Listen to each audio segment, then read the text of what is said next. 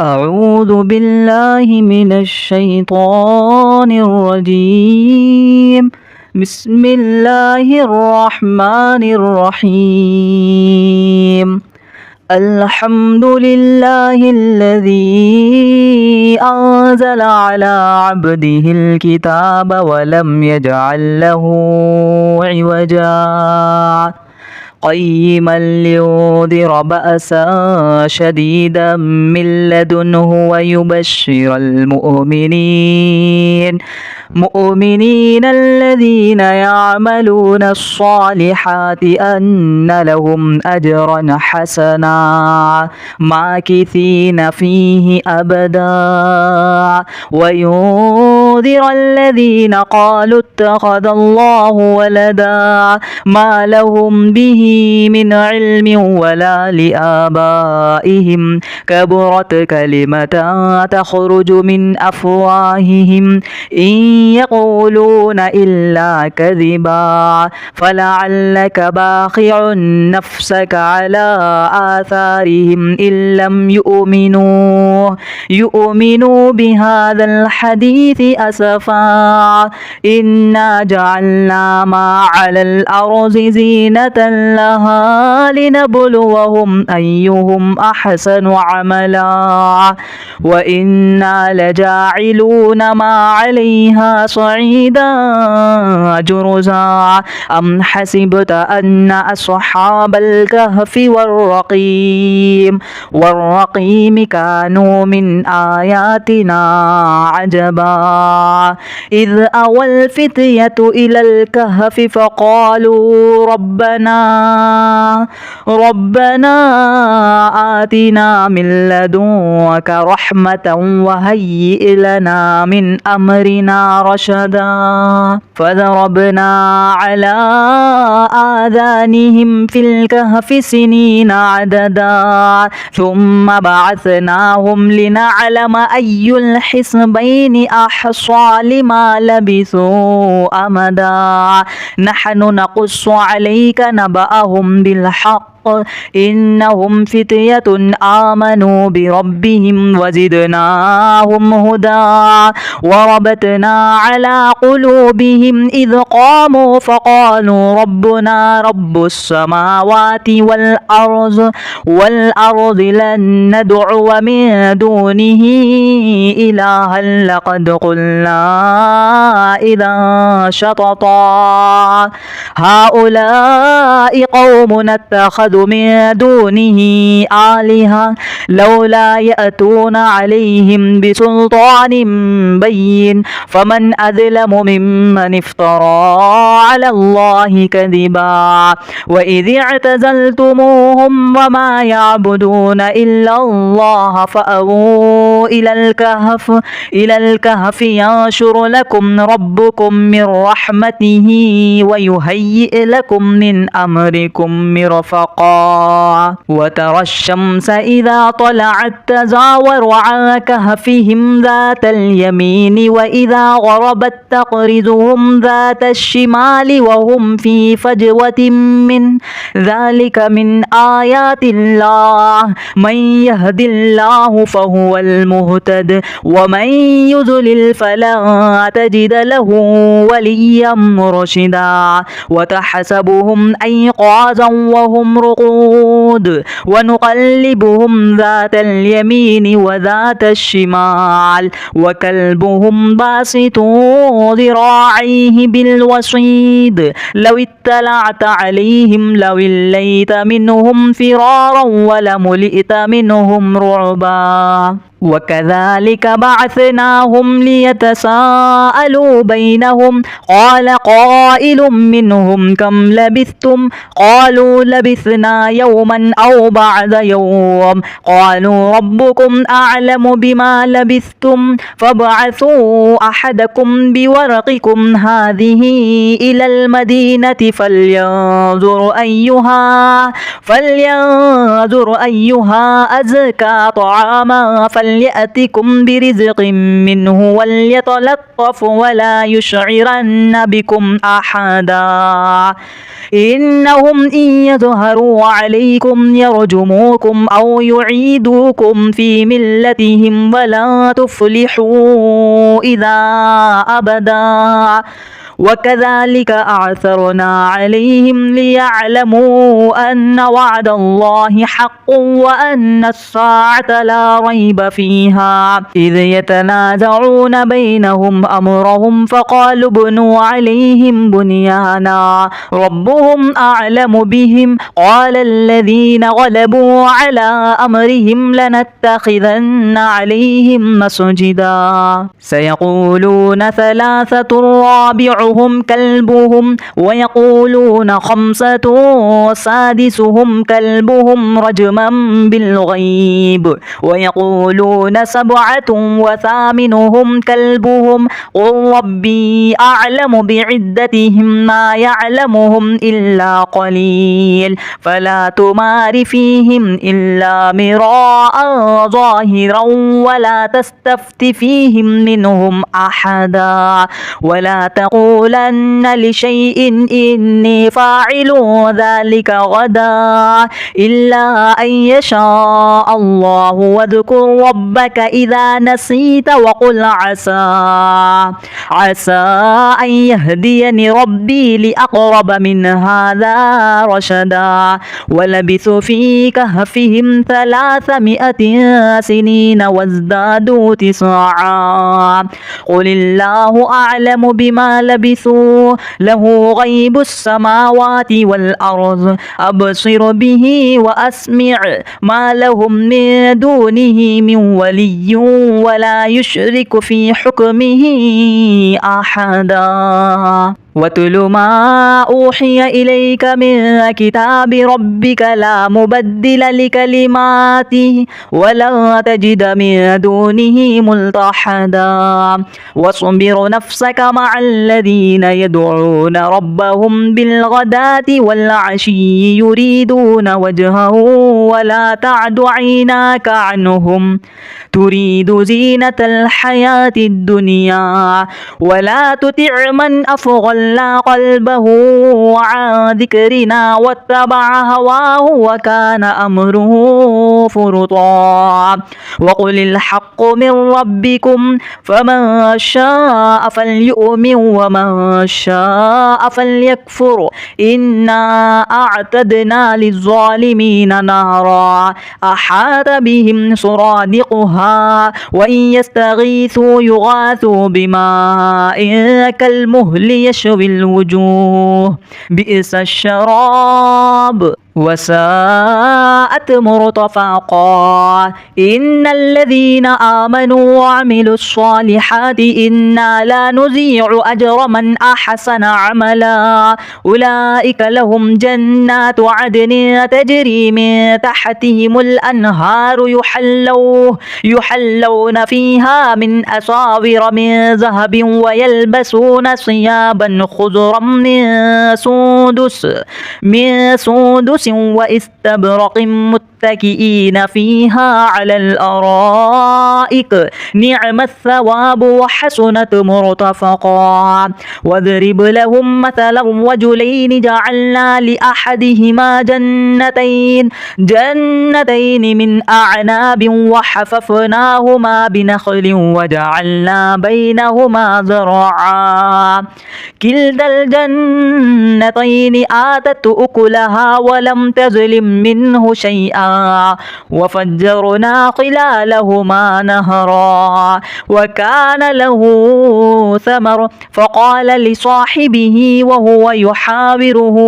أنا أكثر منك مالا وأعز نفرا ودخل جنته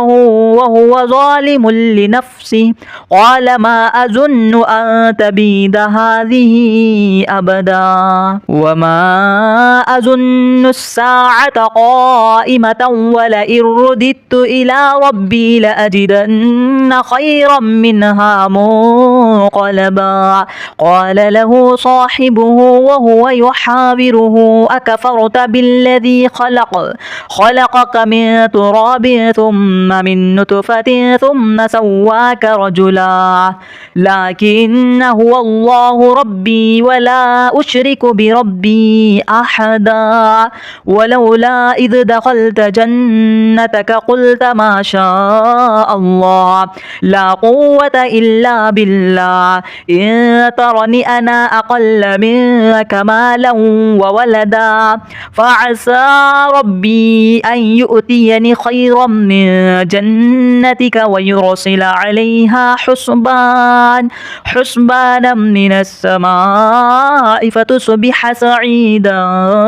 زلقا أو يصبح ماؤها غورا فلن تستطيع له طلبا وأحيط بثمره فأصبح يقلب كفيه على ما أنفق فيها وهي خاضعة على عروشها ويقول يا ليتني لم أشرك بربي أحدا ولم تكن له فئة ينصرونه من دون الله وما كان منتصرا هنالك الولاية لله الحق هو خير ثوابا وخير عقبا واضرب لهم مثل الحياة الدنيا كماء إن أنزلناه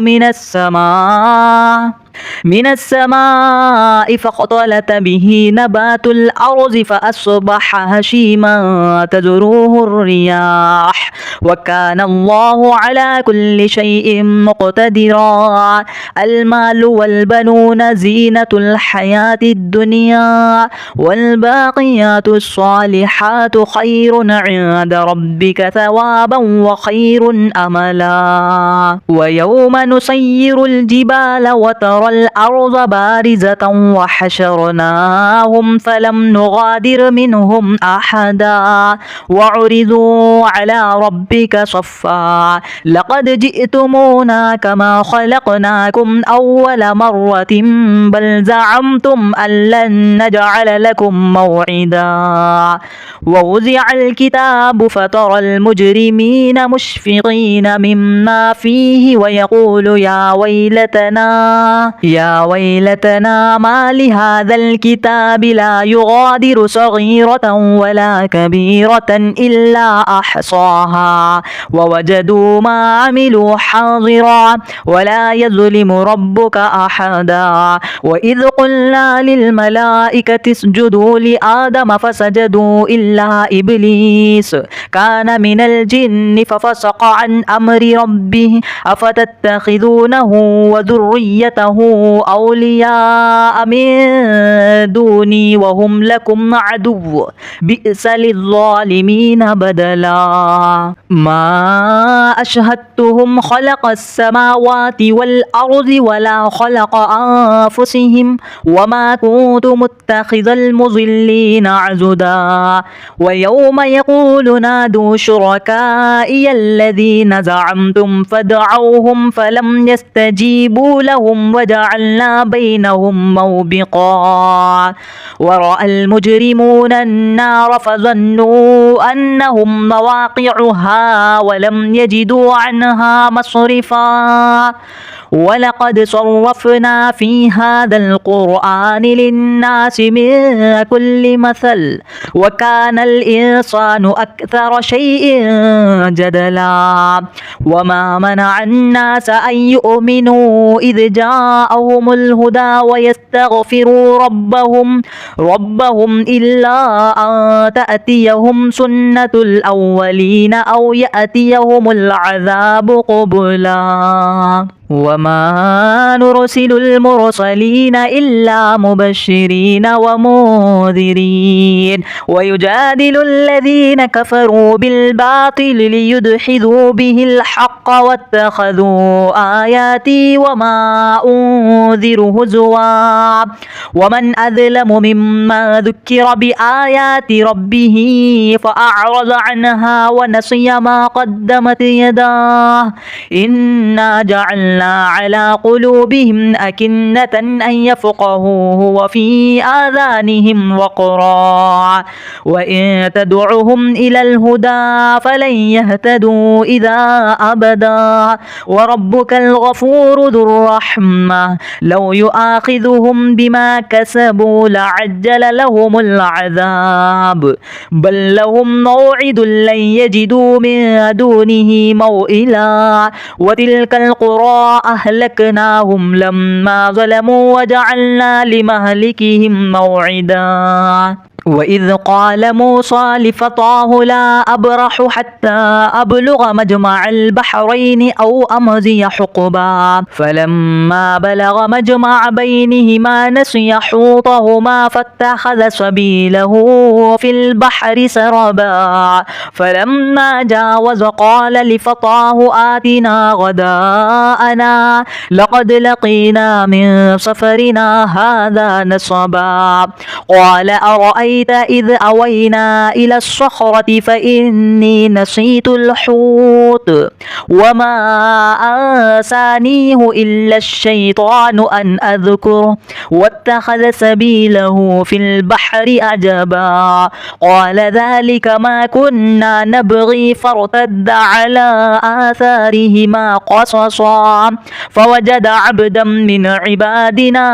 آتيناه رحمة من عندنا وعلمناه من لدنا علما قال له موسى هل أتبعك على أن تعلمني مما علمت رشدا قال إنك لن تستطيع معي صبرا وكيف تصبر على ما لم تحط به خبرا قال ستجدني إن شاء الله صابرا ولا أعصي لك أمرا قال فإن اتبعتني فلا تسألني عن شيء حتى أحدث لك منه ذكرا فانطلقا حتى إذا ركب في السفينة خرقها قال أخرقتها لتغرق أهلها لقد جئت شيئا إمرا قال ألم أقل إنك لن تستطيع معي صبرا قال لا تؤاخذني بما نسيت ولا ترهقني من عمري عسرا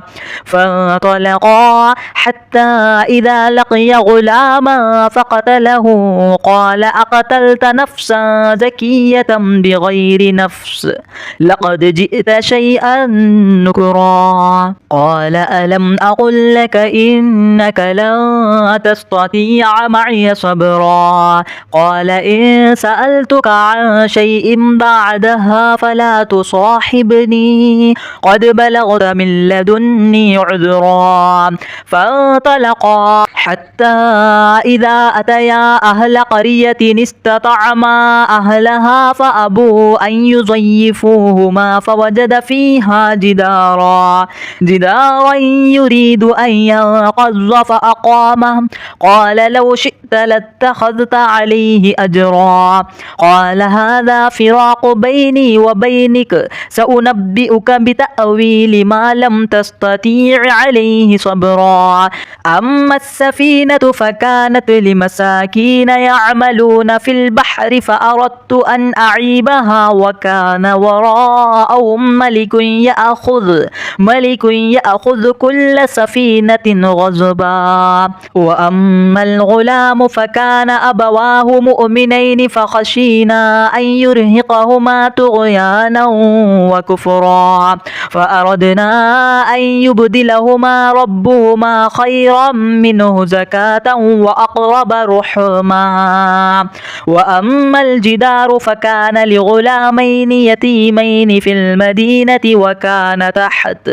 وكان تحته كنز لهما وكان أبوهما صالحا صالحا فأراد ربك أن يبلغا أشدهما ويستخرجا كنزهما رحمة من ربك وما فعلته عن أمري ذلك تأويل ما لم تستطع عليه صبرا ويسألونك عن ذي القرنين قل سأتلو عليكم منه ذكرا إنا مكنا له في الأرض وآتيناه من كل شيء سببا فأتبع سببا حتى إذا بلغ مغرب الشمس وجدها تغرب في عين حمئة ووجد عندها قوما قلنا يا ذا القرنين إما أن تعذب وإما أن تتخذ فيهم حسنا قال أما من ظلم فسوف نعذبه ثم يرد إلى ربه فيعذبه عذابا نكرا وأما من آمن وعمل صالحا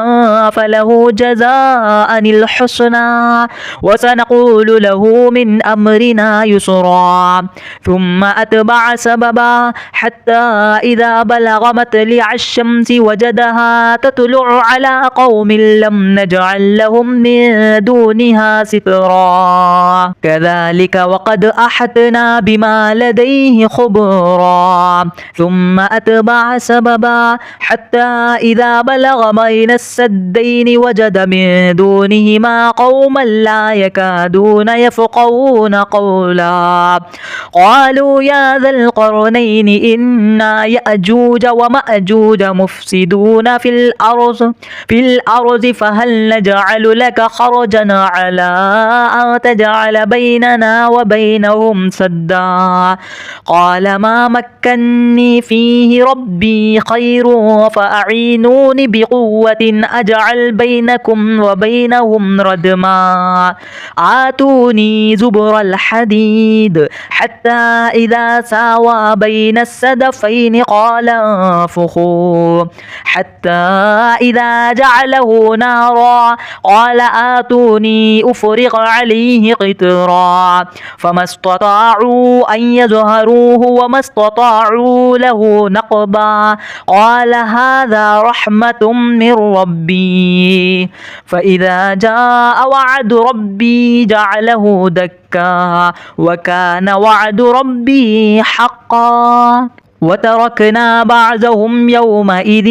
يموج في بعض ونفخ في السور فجعلناهم جماعا وأعرضنا جهنم يومئذ للكافرين عرضا الذين كانت أعينهم في غطاء عن ذكري وكانوا لا يستطيعون سمعا أفحسب الذين كفروا أن يتخذوا عبادي من دوني أولياء إنا أعتدنا جهنم للكافرين نزلا قل هل ننبئكم بالأخسرين أعمالا الذين ضل سعيهم في الحياة الدنيا وهم يحسبون أنهم يحسنون صنعا أولئك الذين كفروا بآيات ربهم ولقائه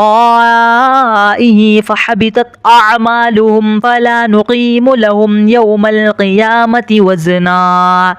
كذلك جزاؤهم جهنم بما كفروا واتخذوا آياتي ورسلي هزوا إن الذين آمنوا وعملوا الصالحات كانت لهم جنات الفردوس نزلا خالدين فيها لا يبغون عنها حولا قل لو كان البحر مدادا لكلمات ربي لنفد البحر قبل أن تنفد كلمات ربي ولو جئنا بمثله